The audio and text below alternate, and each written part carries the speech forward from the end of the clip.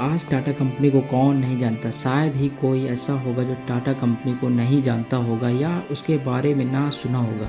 Tata company हमारे भारत देश की सबसे पुरानी कंपनी में से एक है। आज लगभग हर कोई टाटा कंपनी का प्रोडक्ट कोई ना कोई प्रोडक्ट इस्तेमाल करता है। टाटा कंपनी आज हमारे भारत देश की पहचान है, क्योंकि ये हमेशा हमारे देश के लोगों के हितों के लिए भी करता है। तो चलिए जानते हैं कि टाटा कंपनी ग्रुप का इतिहास। टाटा कंपनी की शुरुआत जमशेदजी टाटा ने की थी। उनका जन्म 3 मार्च 1847 को एक भारतीय पारसी परिवार में हुआ था। 1858 में अपनी पढ़ाई पूरी करने के बाद उन्होंने अपने पिता का व्यवसाय का संभालना शुरू किया। सन 1868 में उन्होंने 21,000 रुपये में एक दिवालिया का तेल मिल खरीदकर उसमें रुई का कारखाने में शुरू किया। इसके बाद जमशेदजी टाटा ने अपने जीवन में 4 लक्ष्य निर्धारित किए। पहला लॉ और स्टील कंपनी खोलना, दूसरा भारत में एक वर्ल्ड क्लास इंस्टीट्यूट स्थापित करना, एक होटल खोलना और एक हाइड्रो इलेक्ट्रिक पावर प्लांट स्थापित करना। लेकिन जमशेदजी अपने जीवन में सिर्फ एक ताजमहल होटल का लक्ष्य ही पूरा कर पाए। हालांकि टाटा समूह की आने वाली पीढ़ियों ने उनके सभी लक्ष्यों को पूरा किए। जमशेदजी टाटा ने लक्ष्य निर्धारित किया था, वो अपने जीवन में पूरे होते नहीं देख पाए थे, लेकिन वो अपने उन लक्ष्यों पर काम करना जरूर शुरू कर दिया था। लेकिन साल 1904 में जमशेदजी टाटा की मृत्यु हो गई। जमशेदजी टाटा की मृत्यु के बाद टाटा कंपनी के मालिक उनके बेटे दोराबजी टाटा को बने और अपने पिता के सपनों को शुरू की गई कंपनियों पर काम करना शुरू कर दिया। उसे पूरा करने के लिए उन्होंने अपनी पूरी जीवन की जी जान लगा दी। सन 1911 में दोराबजी टाटा ने Indian institute of science open किया, जो कि आज दुनिया की टॉप 10 क्लासेस में भी आता है, और इसे जमशेदजी टाटा ने शुरू किया था, जो उनके सपने में से एक था। जमशेदजी ने इसे शुरू करने के लिए 30 लाख रुपए का दान दिया था, लेकिन जमशेदजी इसे पूरा होते नहीं देख पाए, जो कि उनके बेटे दोराबजी ने पूरा किया। फिर दोराबजी टाटा ने अपने पिता की शुरू की गई company hydro electric power plant को पूरा किया और उनके बाद टाटा आयरन और स्टील पर भी काम करना शुरू किया। आज हम उस टाउनशिप को जमशेदपुर के नाम से जानते हैं। इसके साथ ही जमशेदजी ने टाटा ने जो सपना देखा, उन सपनों को उनके बेटे दोराबजी टाटा ने पूरा किया। दोराबजी टाटा ने भारत की पहली ओलंपिक टीम को फाइनेंशियल सपोर्ट और Tata institute of social science शुरू किया, जिसमें गरीबों लोगों की मदद हो सके।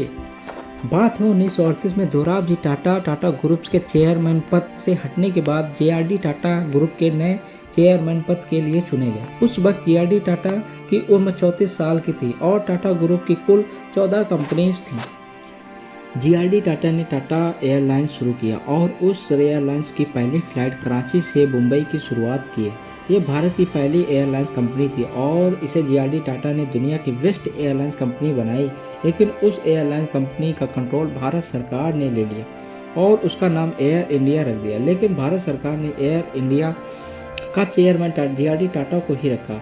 1977 में भारत के प्रधानमंत्री मोरारजी देसाई ने जेआरडी टाटा को एयर इंडिया के चेयरमैन पद से हटा दिया। इसके बाद जेआरडी टाटा ने Tata group chemicals, Tata tea और टाटा मोटर टी टाटा कंसल्टेंट सर्विस शुरू किया।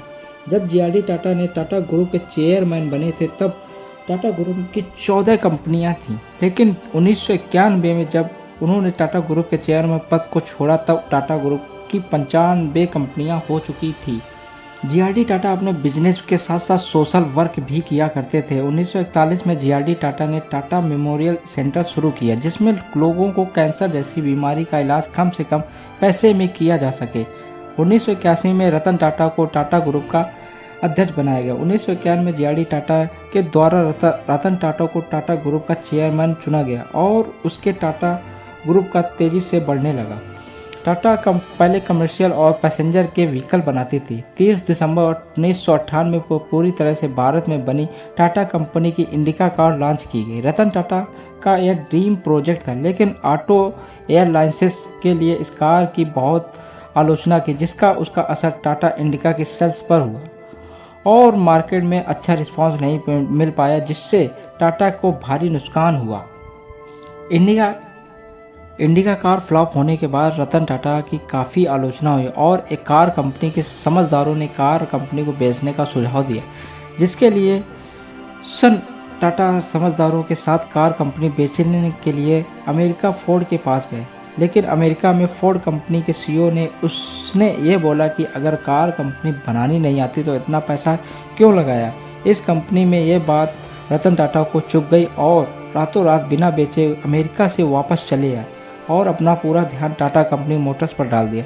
सालों तक रिसर्च करने के बाद रतन टाटा ने इंडिका कार का second model indica V2 launch किया और यह कार लोगों को बहुत पसंद आया। इस कार की वजह से टाटा कंपनी का कार का बिजनेस आगे बढ़ लगा।